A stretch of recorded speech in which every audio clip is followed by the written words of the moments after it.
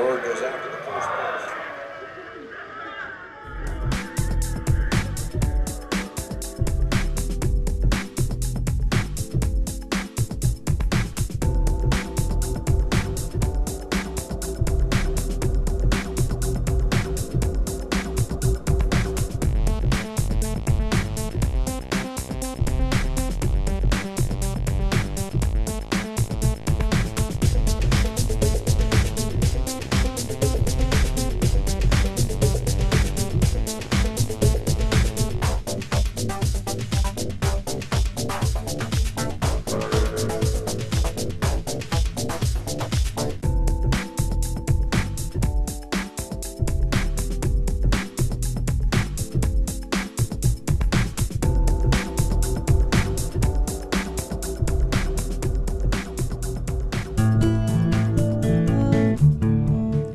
Maybe your first experience of putting money in the bank wasn't quite as heartwarming as this, but odds are, years later, you still refer to the balance showing on your bank account as being your money in the bank.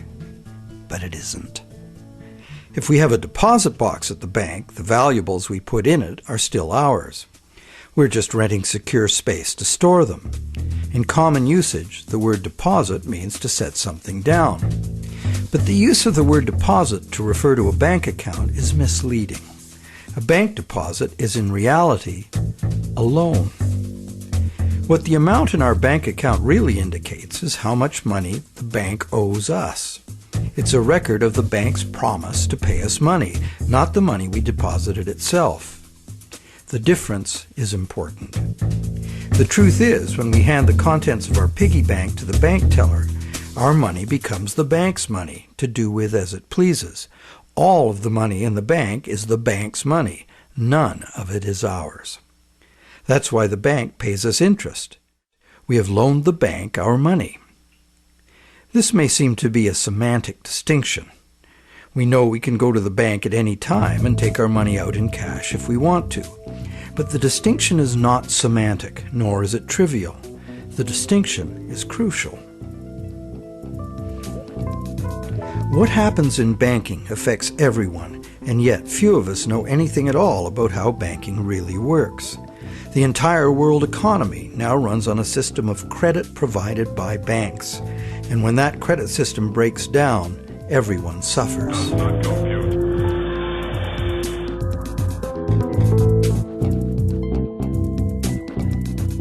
To make things worse, the explanations for these breakdowns offered by the experts never look at the root cause, namely, that other than cash and coins, which make up just 1 to 5% of money in circulation, all the money in existence today was created as the principal of a bank loan, with the banks requiring principal plus interest as so-called repayment. Not only does this make the existence of money entirely dependent on the existence of bank credit, it makes the system as a whole bankrupt by design, as total debits, principal plus interest, exceed total assets from the moment the first loan document is signed. As the global banking system staggers towards worldwide collapse, more and more people are realizing they can no longer ignore the realities behind banking as it is practiced today. Many have lost their homes and jobs due entirely to the unsustainable practices of moneylenders. It's time people understood money and the pressing need to fundamentally change the way it works.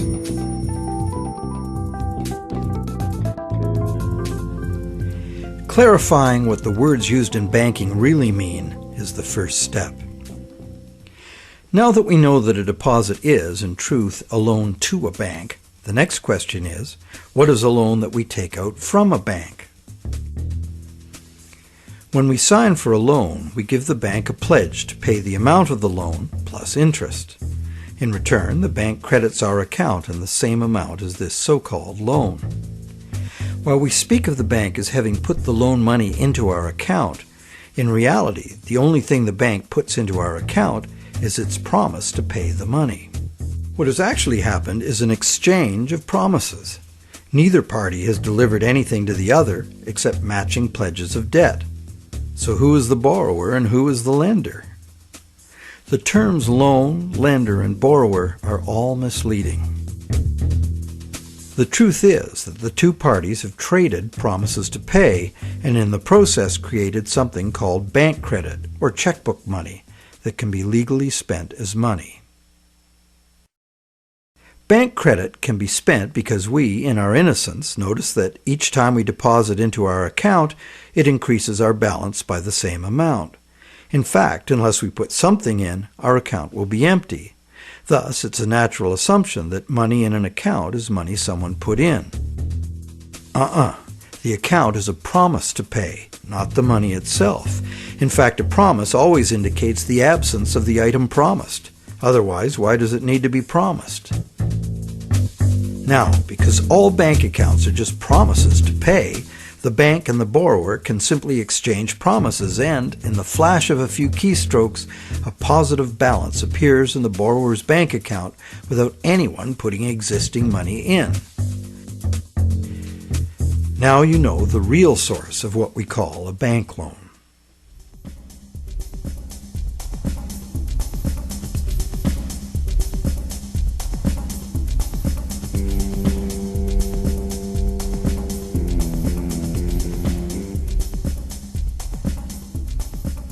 How different would it be if two parties just got together in a basement with a printing press and created new money that way? We intuitively understand the act of fraud called counterfeiting. In printing fake $100 bills, the counterfeiters also create new money out of thin air. Money gives us the ability to purchase the real goods and services of the world. It's clear that the counterfeiters have created new ability to purchase real goods and services without giving anything in exchange except a fancy piece of paper. Counterfeiters get something for nothing directly at the expense of whoever gets caught with their counterfeit money.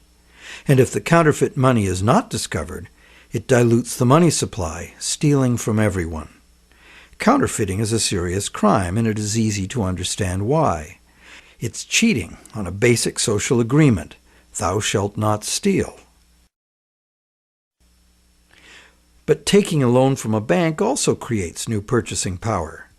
However, instead of being considered a form of theft, it is the very basis of our monetary system.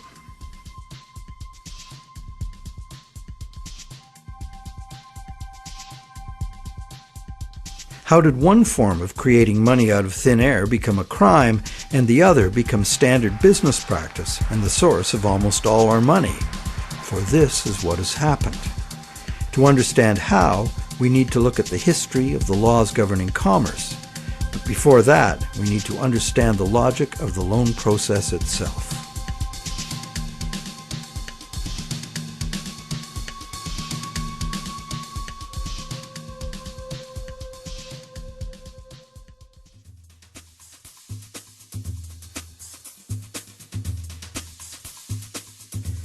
The borrower wants to purchase an item, but doesn't have the funds to do so at the present time. However, the borrower does have confidence in having sufficient funds over time to pay both the original price of the item and the interest on a loan. So he goes to a bank to arrange a loan. The borrower is capable of making a credible promise of money in the future, but otherwise, at this moment, he comes with empty pockets. That's why he needs the loan.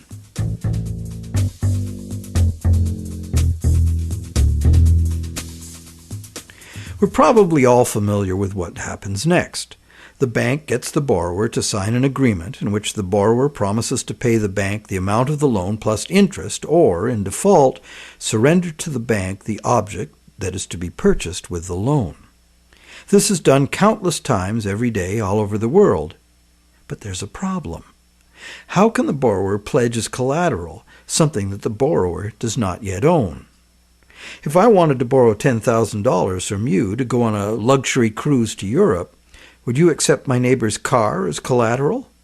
Of course not, because you know very well that I have no legal right to give you my neighbor's car, no matter how much I owe you. But if instead I promise to buy my neighbor's car with the $10,000 you lend me, the situation is different. You might agree to lend me the $10,000, believing I will buy the car and will pledge it as collateral for the loan once I obtain legal title to it. However, until the transaction is completed, your $10,000 loan cannot be secured by title to the car. This sequence of events problem could be very simply avoided. You could buy the car and then sell it to me. The bank could do it this way too. If the borrower commits to the bank to buy the item, why doesn't the bank just buy it with its own money and then sell it to the borrower on time payments at interest? Well, the answer to that question is also very simple. It's because the bank, like the borrower, has come to the transaction with empty pockets.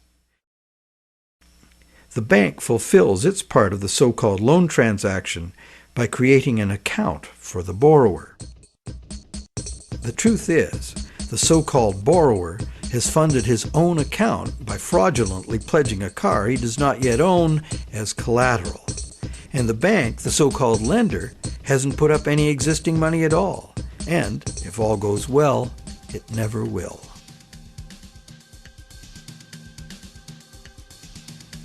The borrower believes the new numbers in his account now represent his money in the bank. He, like the rest of us, doesn't understand the difference between existing money and a promise of money. If you can spend it, what does it matter? So now the question is, will the seller of the item accept the bank's promise to pay? While some people may hold out for cash, most will say yes to a check or an electronic funds transfer from the buyer's bank. Why?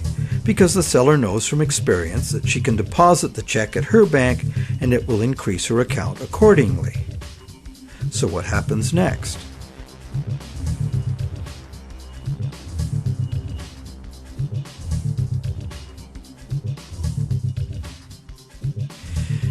Well, obviously the buyer's bank now owes the seller's bank the amount of the loan. So you might be thinking, isn't this where the money comes out of deposits? The bank's promise to pay the borrower has just been transformed by the transaction into a promise to pay the seller's bank instead. So now the buyer's bank has to transfer some of its existing money to the seller's bank, correct? Yes, but probably only a small proportion. And over the long term, as long as the bank gets its fair share of deposits, the net amount of existing money the bank needs to cover its loans can theoretically be zero.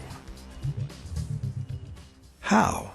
Well, imagine first that the seller has her account at the same bank as the buyer. She deposits the buyer's check into her account. All the bank has to do to complete the transaction is reduce the buyer's account by the same amount it increases the seller's account. As both accounts are just promises, no existing money is involved in doing this. What is the end result? The bank has created bank credit for the borrower to the sum of $10,000. The borrower has bought the car that existed in the world of real things, and the seller now has that bank credit of $10,000. Thus, a brand new claim upon $10,000 worth of real goods of value was accomplished with absolutely $0 of the bank's or anybody else's money. On top of that, the bank gets to have all this so-called money paid back by the borrower's honest toil plus interest, or the bank gets the car. Magic like this is usually seen on stage. So now let's examine what happens if the seller deposits her check in a different bank. Won't that require a transfer of existing bank funds from the buyer's bank to the seller's bank? Perhaps, but it will almost certainly never be anywhere near the whole amount because, in effect, the banking system functions as one bank. To illustrate, let's add another transaction to this scenario. That same day, the seller's bank made a similar loan to a little old lady who bought a mega home theater system. The electronics store deposited her check at their bank. The electronics store's bank made a similar loan that was deposited at the original borrower's bank. And when all the various balances were settled, the banks didn't owe each other anything. And even if there were differences, they would have been just a small portion of the total credit created. So, at this point we can say that although banks don't actually lend out their depositors' money, as most of us imagine, they still need deposits to make loans. This is because banks need incoming credit from other banks to offset their own credit being deposited at those banks. As long as banks keep their outgoing credit balanced with incoming credit, they are free to make new loans and thereby keep creating brand new credit money. None of it will ever have to come out of the bank's pockets. The bank is free to invest its own funds in corporate and government bonds and whatever other instruments their charter allows. If one draws a diagram of it all, it looks like this. The interest governments and corporations pay the banks on their bonds is paid by us. We pay it as a portion of our taxes, and we pay it in the price of all the goods and services that we buy.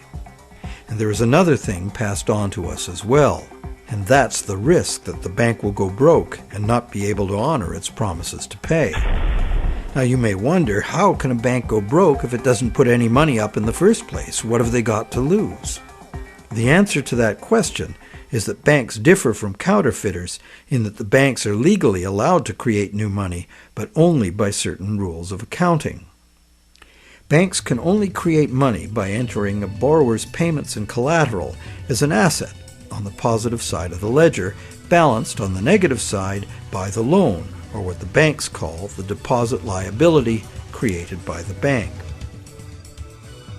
When the borrower defaults on the payments, the asset pledged as collateral is seized by the bank and sold. In a declining market, when repossession is most common, the new lower value of the asset doesn't cover the bank's liabilities, which were based on the previous higher value. This shows up as a loss on the bank's books. When foreclosures are rampant, as in a collapsing real estate market, much of the value of the bank's collateral simply evaporates as home prices drop, exposing the bank to huge losses. In truth, it's all just numbers, created out of thin air. But banks must adhere to the dictates of these numbers, and the consequences of bank arithmetic gone wrong can include economic standstill, social disintegration, total financial chaos, lawlessness, starvation, and war.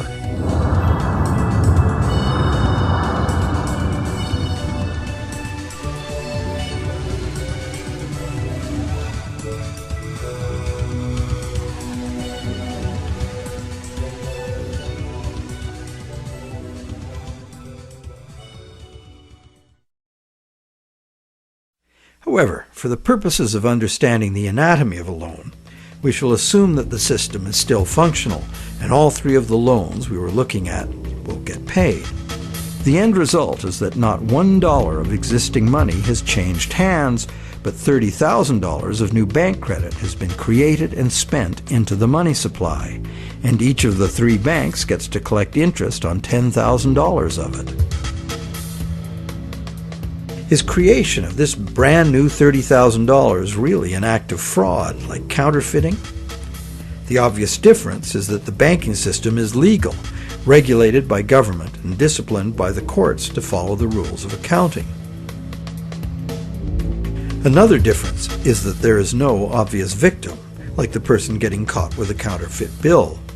Banks argue that the buyer and the seller both got what they wanted and agreed to, so where is the fraud? And if there was a fraud, who lost out?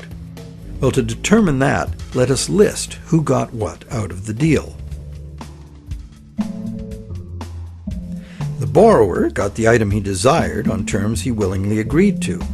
He may curse his decision later as he struggles to make the interest payments, or he may live happily ever after, thankful he got the loan. The seller got an increase in bank credit, which she's been conditioned since childhood to think of as her money in the bank. She's confident that she'll be able to spend it in turn, and she will. So, as far as the seller is concerned, she has been paid in full. She's happy. So who, if anyone, suffered as a result of the deal? Is there another party to this transaction we've overlooked? Well, there's also the bank that gets to collect interest on a promise to pay money. That's the business they are in and usually do very well by. And anyone else? Well, where did the car come from? It came from the world of real things. Natural resources, energy, and labor were expended to produce it. What if we consider the hidden party to be society at large and the natural world from which all things ultimately come? Because the brand new bank credit money didn't just sit there, it got spent into the general circulation in the real world. It's the real world that ultimately gets the new money in exchange for its car. This new money might stimulate new production, temporarily enlarging the economy, making lots of people happy. In fact, it often does, as most bank credit comes into being as a home mortgage, stimulus for the residential construction industry, a big provider of good-paying jobs. However, after its initial productive use, this newly created money will basically just dilute the money supply, reducing money's purchasing power by a very small amount. So, in contrast to counterfeiting, where the loss occurs to a specific victim, here the loss is borne by us all, because the real substance of the loan, the car, was extracted from the economy at large by a slight loss in the value of everyone's money.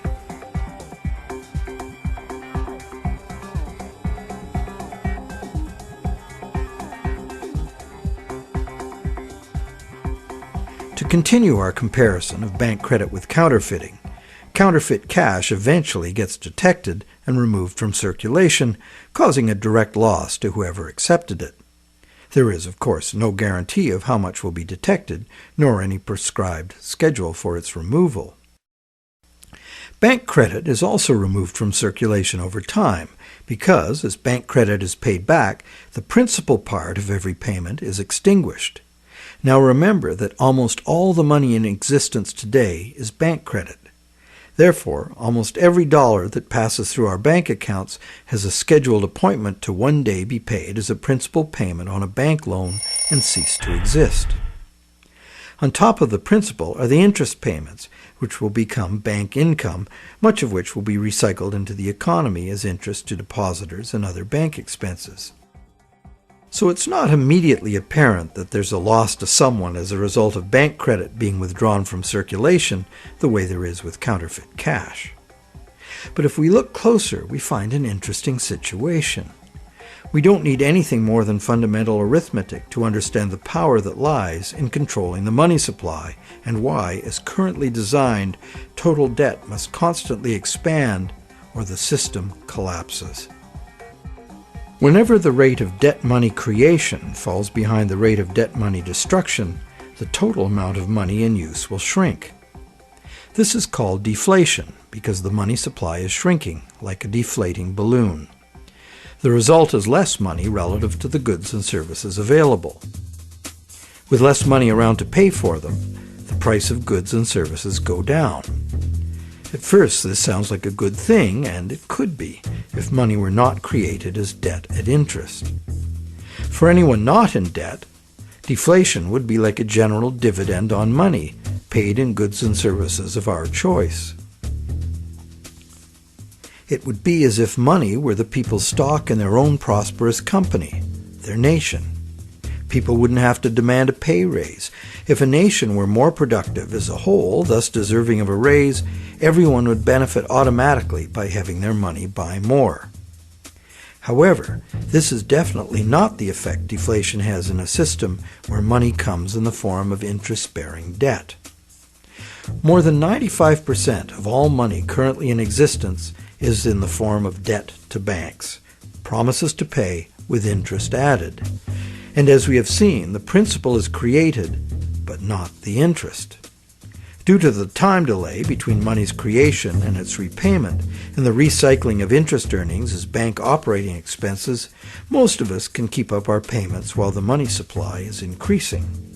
However, if the money supply or total debt is decreasing, money becomes harder to earn due to its scarcity, and fixed payments become harder to meet. For those heavily in debt, the money shortage can become catastrophic.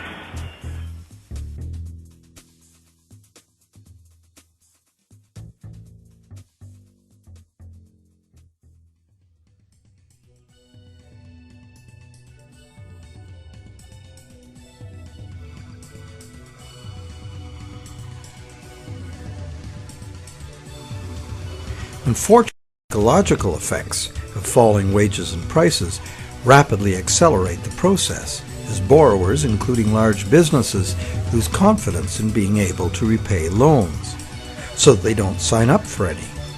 And without new loans to replace old loans, the money shortage rapidly gets worse, resulting in a decrease in jobs and purchasing power, even in the midst of abundant resources and productive capacity. This dismal spiraling math makes mass foreclosures inevitable. Prices plummet as no one wants to spend their money. Shrinking values destroy the value of loan collateral, causing banks to write off huge losses. Some even close their doors. Consumer and business confidence is lost. Rampant economic and social dysfunction follows.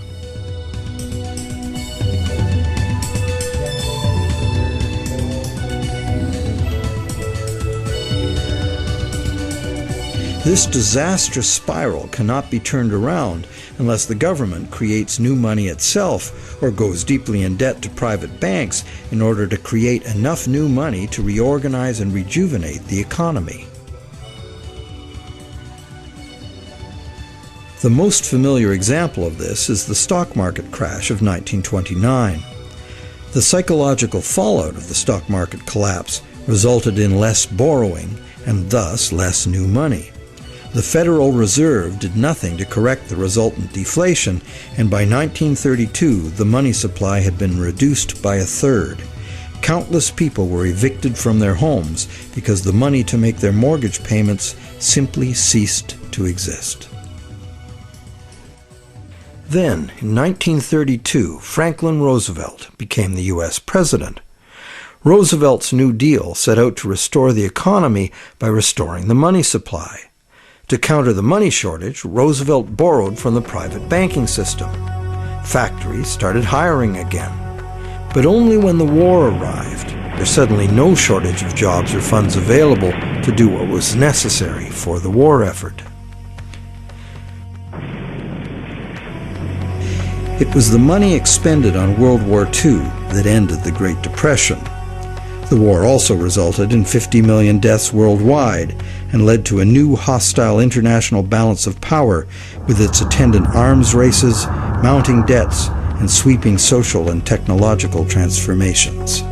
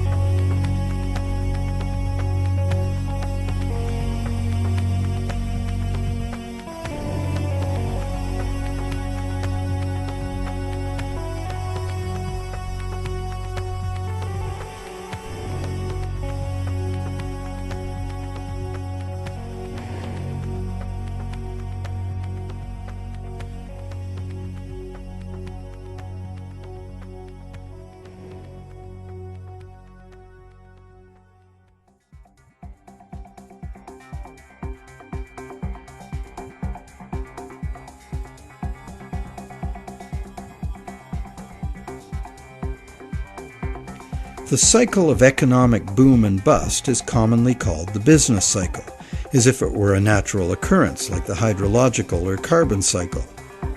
These natural cycles are ultimately driven by the sun. But what is it that drives the business cycle?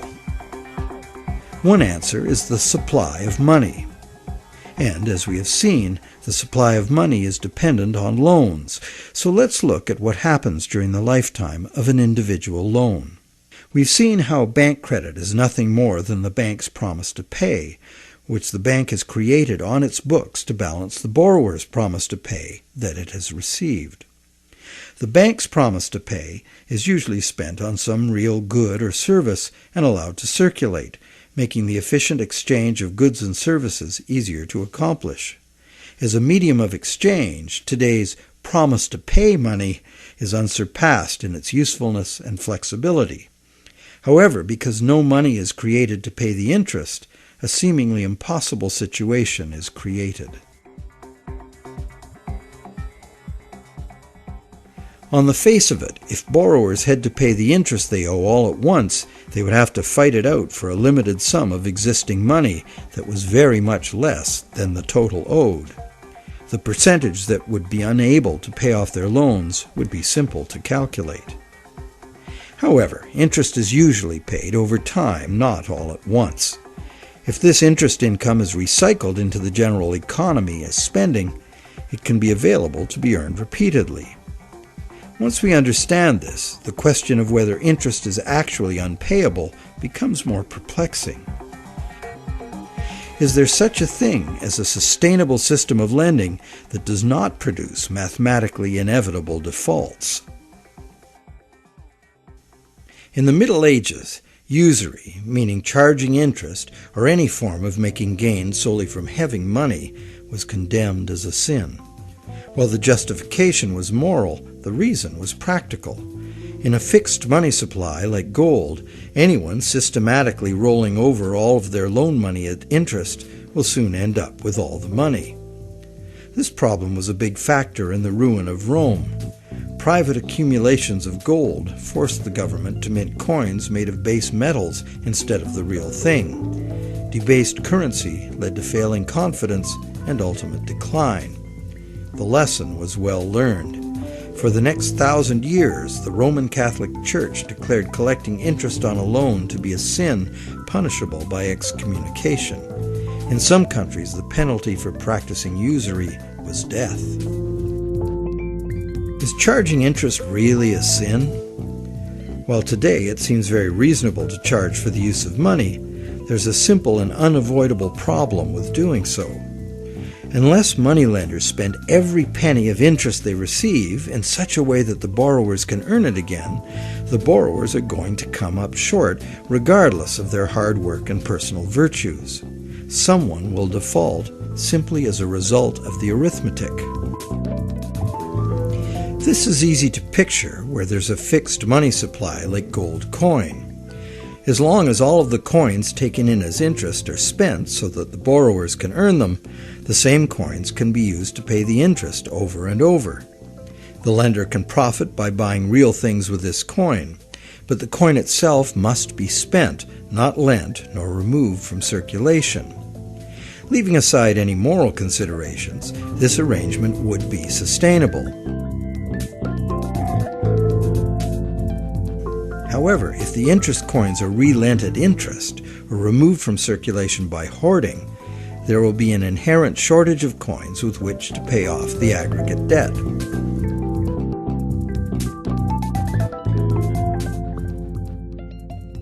The situation is essentially no different in our current debt-based system.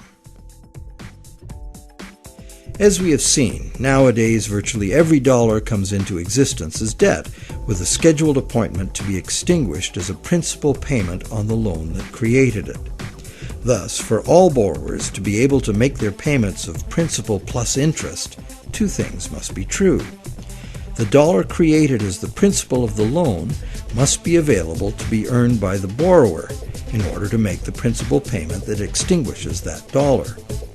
And every dollar the borrower pays to the bank as interest must also be available to be repeatedly earned by the borrower so that it can be paid as interest again and again.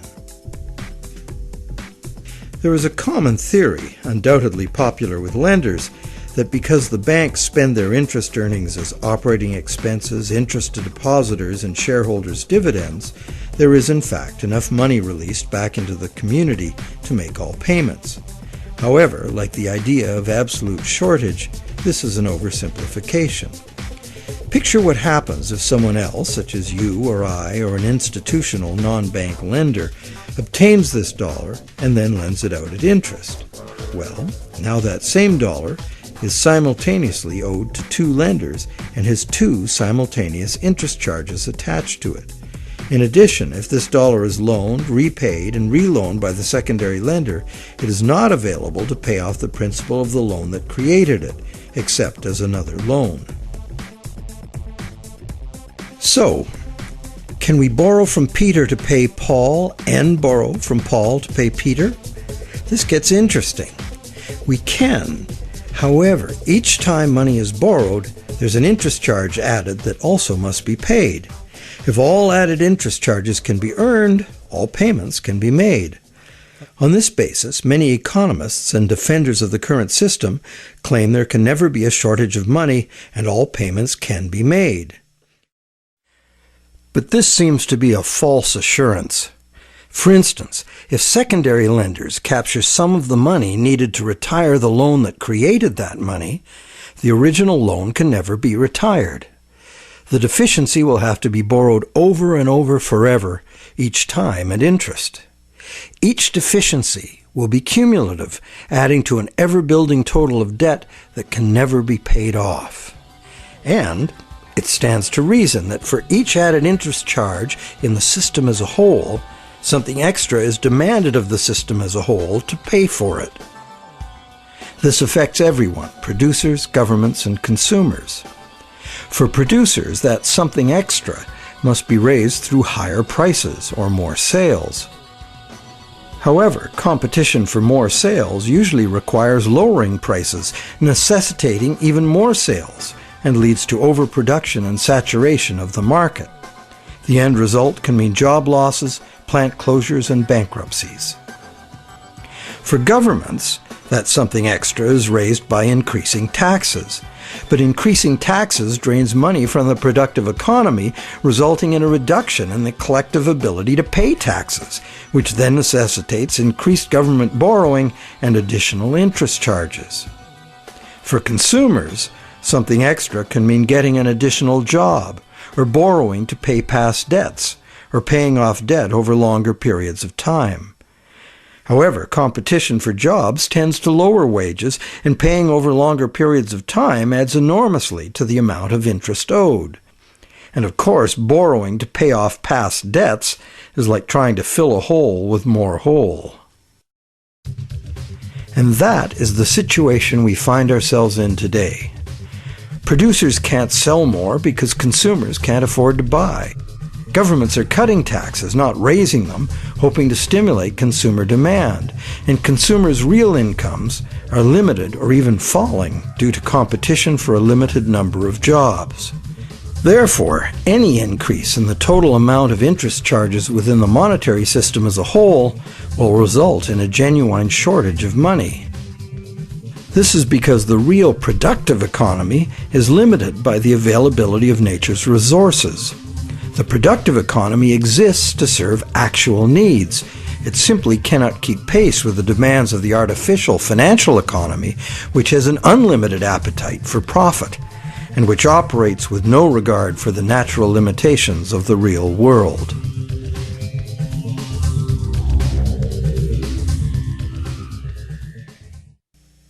The theory that there's always enough money to pay the interest has a certain elegant simplicity. However, by the very nature of the assertion to be true, it has to be 100% true. This is impossible. For one thing, secondary lenders, who are not banks, do comprise a significant proportion of lenders, and they add their interest charges to money that already bears an interest burden. Beyond that, we have a cultural expectation. Everyone who has money expects it to generate more. Money that needs to be spent and made available to be earned by its original borrower is, instead, lent at interest or invested for gain.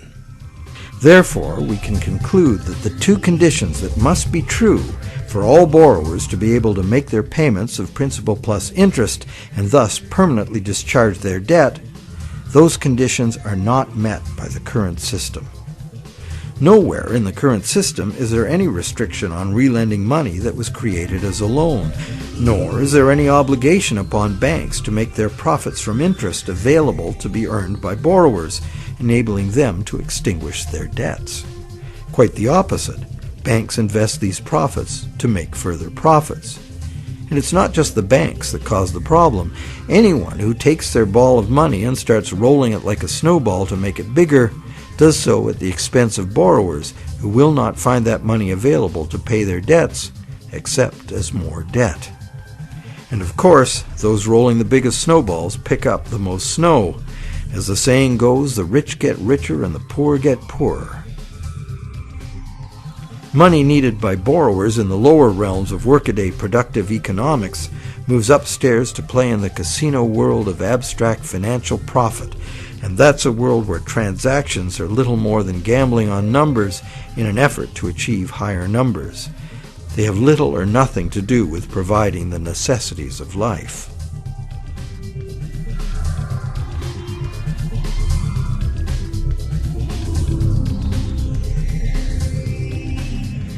Today, the largest volume of money by far is changing hands in what is best described as the gambling economy.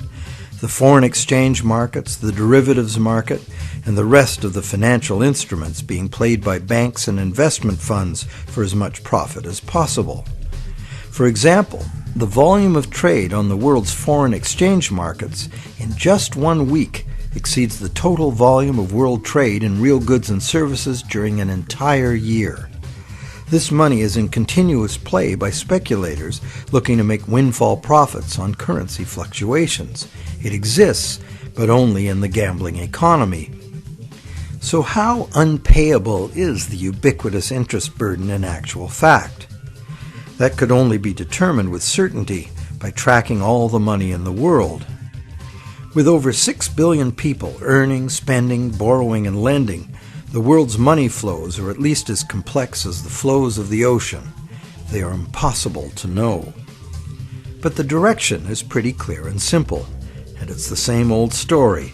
The rich are taking increasingly more money into the gambling economy, where ordinary borrowers have almost no chance to obtain it. And the only way the system can stay solvent is to create more money. And as money is created as debt, the only way to create more money is to create more debt in every way possible, including ridiculously easy credit for unqualified borrowers, massive government expenditures on security and war, and bailouts of insolvent banks.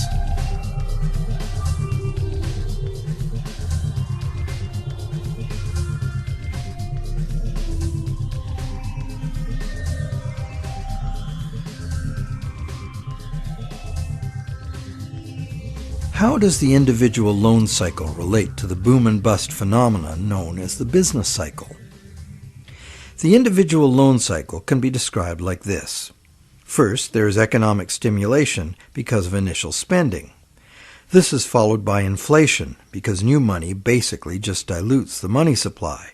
And eventually, inflation is followed by deflation as loan repayments gradually extinguish the principal, removing that money from circulation.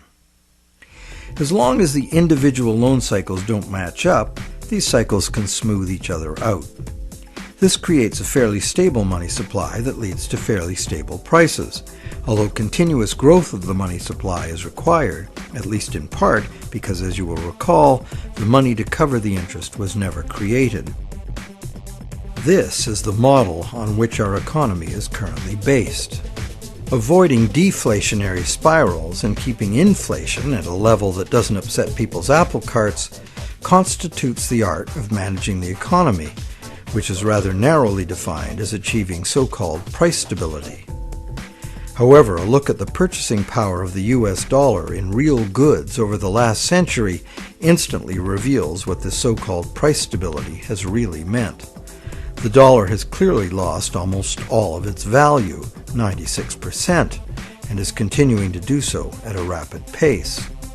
So price stability is not being achieved, and one hardly needs a degree in psychology to understand how human nature itself would turn the individual loan cycle into the collective phenomenon of the business cycle.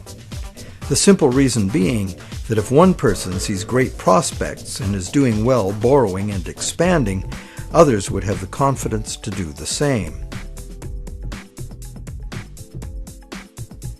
Beyond the merely psychological effects, if one business is expanding on the basis of credit, Its suppliers and distributors will find it necessary to do so as well, or lose that business to someone who will. The same herd effect would occur for a gloomy outlook and accompanying credit contraction. Thus, it is entirely predictable that individual loan cycles would have a built-in propensity to line themselves up rather than be randomly distributed. And when they do, we see the larger scale cycle called the business cycle emerging directly from the cumulative effects of individual loan cycles.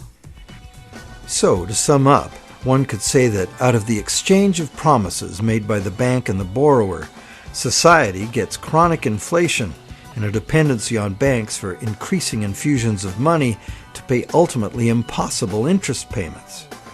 This results in an inescapable treadmill of accelerating debt and depreciating money, the only alternative being a deflationary collapse of the economy followed by social chaos or war.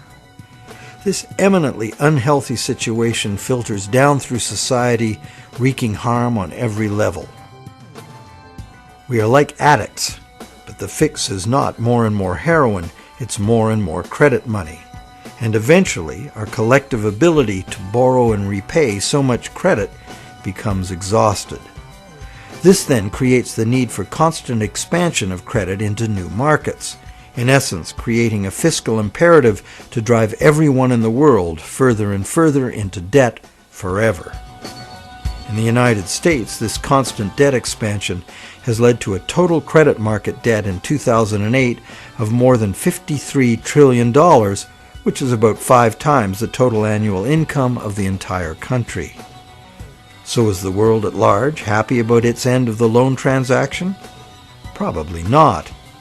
But the world at large has very little awareness of where these problems originate, the elusive system of counterfeiting and hidden control that is modern banking. And how about the banks? How have the banks fared as a result of this system? Well, first, by putting up only a small fraction of the money they ostensibly lend, the banks have obtained a river of income from interest payments on consumer loans and mortgages.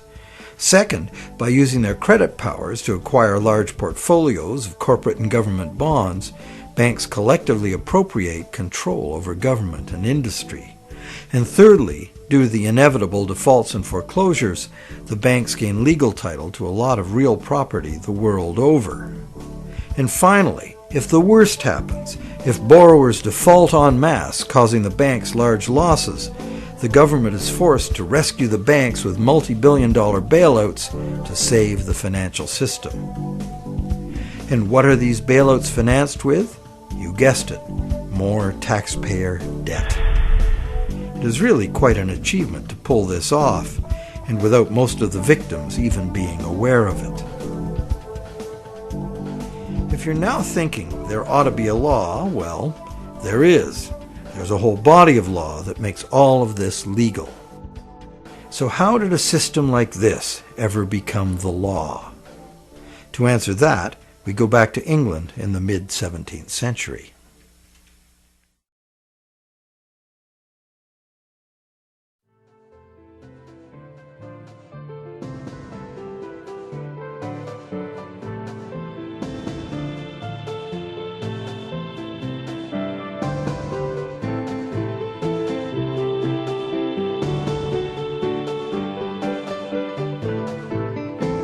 With the development of better ships and the new explorations they allowed, trade was expanding rapidly. In order to carry out commerce, especially over great distances and lengths of time, written contracts were becoming more and more important and more sophisticated. Under English common law, it had long been established that a contract could only be enforced if something of real substance had changed hands.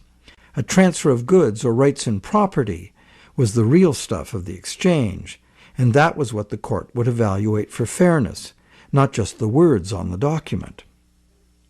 A contract under which there had been no exchange of consideration, meaning real goods or rights in property, was deemed to be empty and was therefore not enforceable by the court. So, a contract in which a borrower, say, pledged a car he does not own in exchange for a bank's promise of payment would not even qualify as a contract. No common law court would enforce it. As well, in the event of a dispute over a contract, under common law, only someone who had actually provided consideration to the transaction, and only someone who delivered the goods, had the right to sue in court for fulfillment of the contract by the other party. This right was not transferable to a third party.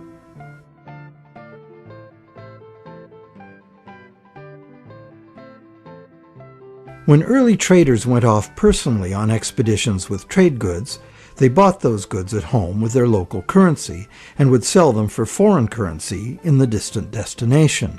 They would then buy foreign goods with the foreign money, bring those goods home, and sell them for their local currency. Pretty simple. But as trade became more sophisticated, traders became more inclined to stay home and just hire ships to carry out deliveries. This gave traders the freedom to import cargoes of foreign goods from different sources than the destination to which their home goods had been exported. Thus, a problem was created. The exported goods had been paid for with foreign coin, the value of which needed to be spent somewhere else. Moving money as coins entailed a high risk of theft, as well as the near certainty of partial loss by currency conversion in a different land. This problem of payments from a distance was overcome by the use of bills of exchange. A bill of exchange was a signed order from the payer to an addressee demanding that the addressee pay a certain specified sum of money to the person identified as the payee. These were secured by signature, and they could not be acted upon in court by anyone other than the original parties. Thus they were of no use to a thief or any other third party. You probably recognize that these were the precursors of checks. I, the payer, instruct the bank, the addressee, to pay the payee, a person named on the check, a certain sum of money. This was all well and good for transactions among parties who were known to each other. The bill of exchange was used merely as a way to order payment in coin at a distant location. But merchants soon wanted more flexibility. They wanted to be able to use bills of exchange to reconcile payments amongst many merchants in many locations, using bills of exchange like money itself.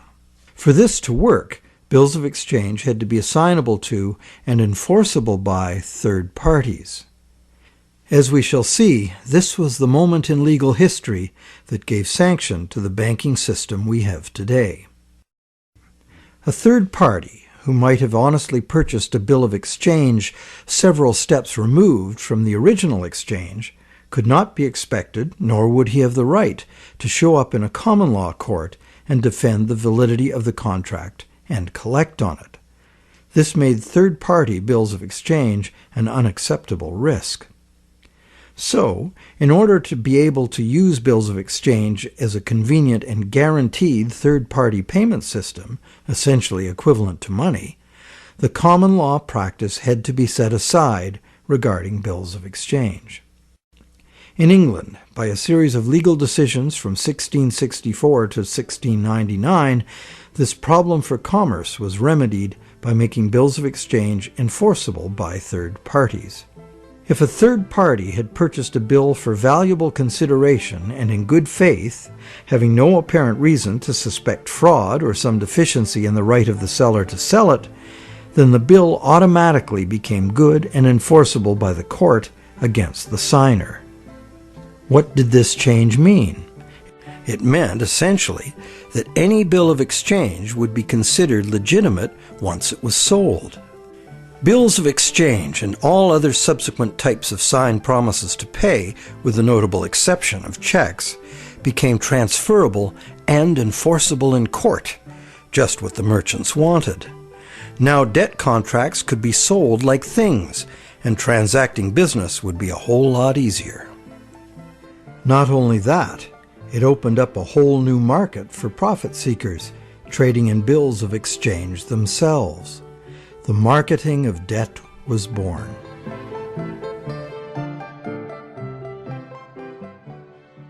The change in the law had another effect as well. It made it possible to trick or even force a person into signing a legally binding promise to pay, and then, if that promise were purchased by a third party for real consideration and in good faith, it would be enforceable against the signer in court. Ultimately, this became one of the foundational principles of the Uniform Commercial Code, which governs the conduct of business in the United States, and by extension, in most of the world.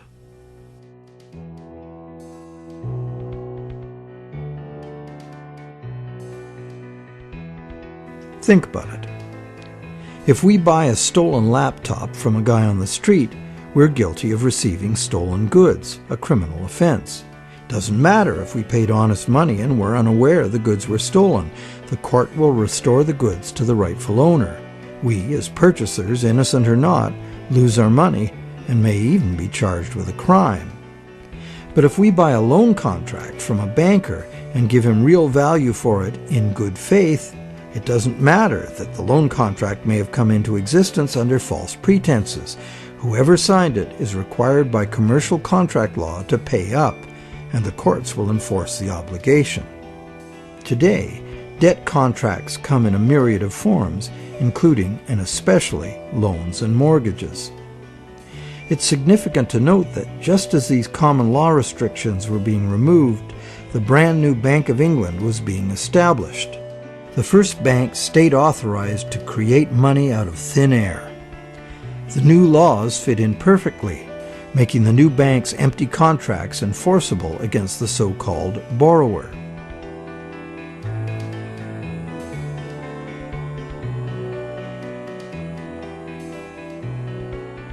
Those who have discovered the true nature of their own bank loans and have attempted to challenge the validity of their debt contracts in modern courts have discovered to their dismay that this commercial contract law is still the bedrock defense of money as debt.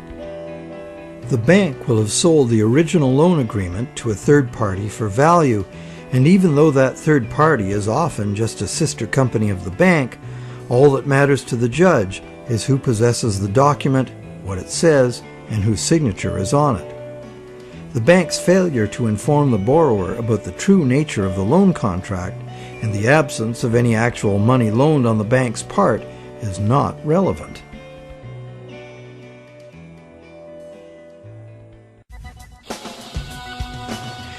So, to conclude our investigation, it appears that modern banking practice rests on several distinct violations of common law, common sense, and natural justice. The first violation is the fraud the borrower commits by pledging as collateral property the borrower does not yet own.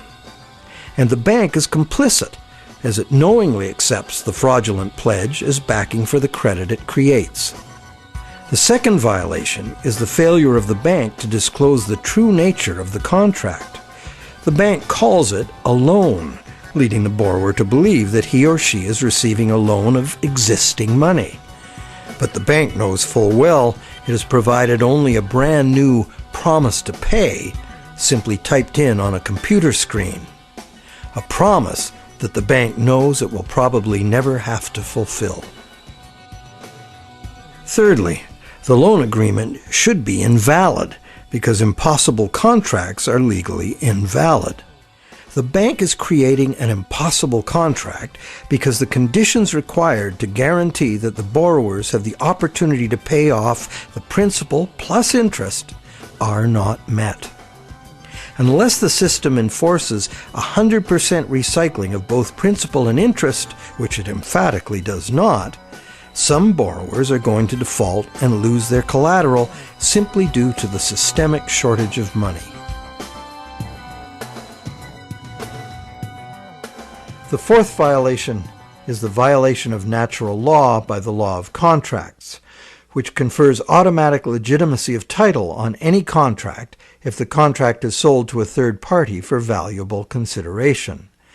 This violates the principle that one cannot give better title to something than one has. But perhaps the biggest fraud of all is that most of the people who produce the real wealth of the world are in debt and at risk of losing everything they have worked for to bankers who fabricate money out of mere promises to pay. And where does this leave us? We are hostages in an economy that must grow faster and faster to keep up with an ever-growing money supply, or the entire system collapses in ruin. The money system as currently structured refuses to recognize that the real economy is limited by the capacity of the planet to provide the raw materials and waste disposal services the economy needs. The planet is finite, and therefore it should be obvious that the economy cannot grow at an accelerating pace forever. Our current money system runs like the bus in the movie Speed. It could not slow down, or the bomb planted on the bus would go off. And our situation is even worse, because the rate of debt creation must forever accelerate, or the entire economy crashes. The notion that infinite, perpetually accelerating growth is possible is the great fallacy of modern economics. It is a fatal delusion born of greed. An economic, social, and environmental crash of unprecedented proportion is surely inevitable, and this monetary system is utterly and hopelessly incapable of adapting to it. No wonder monetary reformers around the world insist that the entire monetary system needs to be rebuilt from the ground up.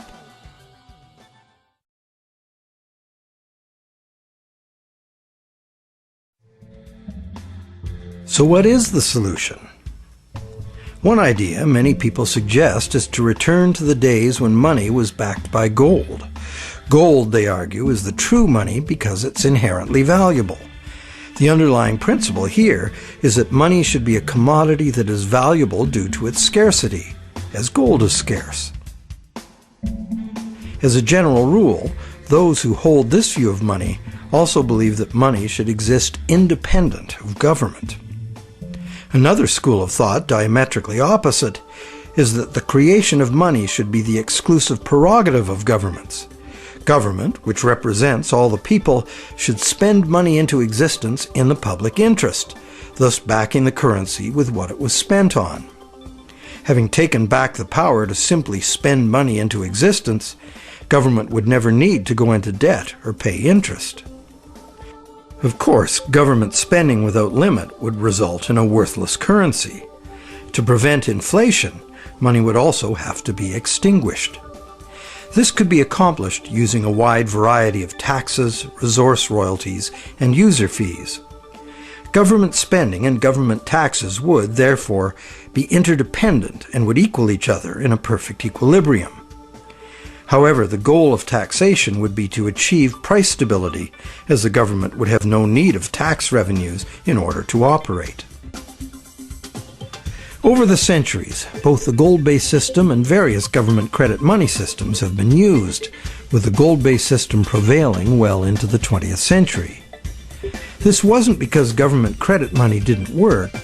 It did within the country itself, where it was accepted in payment of taxes.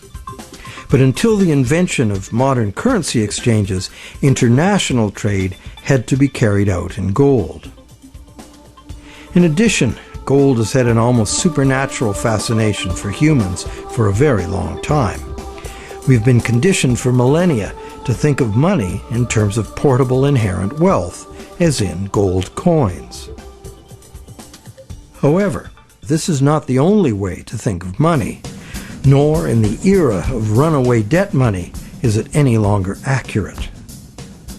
Money is, at its root, an idea that humans invented in order to turn simple subsistence into complex civilization. It's the development of money that made possible specialization of labor and the indirect exchange of goods and services. Throughout money's evolution, from direct barter to standard trade goods, and on to standard coins, to paper promises of precious metal, to digital promises of paper cash, and now to digital promises to pay digital promises. Throughout this long evolution, the prevailing idea has always been to achieve greater flexibility by using convenient and secure promises to pay instead of money itself. The problem with promise to pay money has always been that it provides a golden opportunity to cheat, to create more promises than there is real stuff to back those promises up. But is there a way to make the exchange of actual money just as convenient and secure as the promise to pay system? Now there is. Digital money, convenient and secure, is now a possibility because of new encryption technologies. It works like this. Imagine taking the serial number off a dollar bill and dispensing with a paper. What do you have? A digital dollar. A digital dollar that can now be electronically transferred around the world just as easily and securely as a promise to pay dollar. However, and this is the big however, the digital money, while being entirely electronic, is also like a metal coin. It can never be in two places at once. Thus, the multiplication of promises can be prevented by insisting on actual payment in cash, paper or digital. We don't even need to keep this digital cash in a bank, as it provides its own safekeeping and can be transferred by internet. And instantly transferable digital money could perform intelligent functions far beyond anything money has been capable of before. For instance, with simple math programmed in, money could be made to calculate its own value, eliminating human speculation, manipulation, and error. Wouldn't that be something?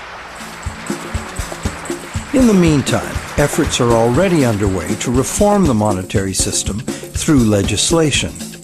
Initiatives like the Monetary Reform Act and the American Monetary Institute's Monetary Act have already been written, prescribing in detail how to return the power to create money exclusively to government, and thus limit banks to lending existing money, just the way most people imagine it works now. While differing in detail, all such reform proposals in whatever country they originate always advance the same simple idea. The benefits of money creation belong to the public. At present, money is created not for the benefit of society, but for the profit of private banks. Banks like to create enormous amounts of money from our debt because the more we borrow into existence, the more interest the bank gets to collect, and the richer the bank becomes. In the process, the banks gain more control over everyone, individuals, industry, and government alike.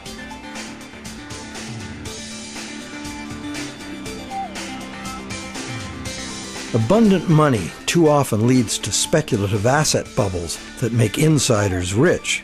But, as we have witnessed, these bubbles inevitably burst under the unbearable weight of ever-increasing interest demands. The losers are many, including governments. Already burdened with huge debt and shrinking revenues, governments are forced to add trillions to that debt in order to rescue the banks that are the cause of the problem. Otherwise, we would have no money system. It's an absurd situation, and a tragic one, considering that government could instead create the money itself and spend it interest-free on infrastructure, education, or universal health care. And most of that debt-free money would enter the economy as wages, circulating through all levels of society for everyone's benefit. This kind of abundant money would fund a reinvigorated, productive economy in which the savings of the people could fund honest loans of real existing money. At its root, money is a means by which we exchange real value. Without real value in the world, money is nothing.